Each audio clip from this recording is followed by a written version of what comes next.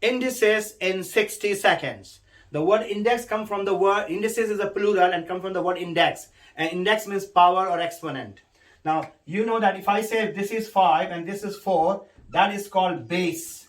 And that is called power or index. So this is a base, remember. The rule is, if there are 3 rules of indices you need to remember in GCSE. Rule number 1. If the base is same,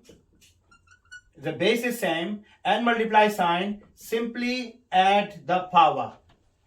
Rule number 2. If the base is same and divide, then simply take away the power. And if the base has a another power, then you times the power.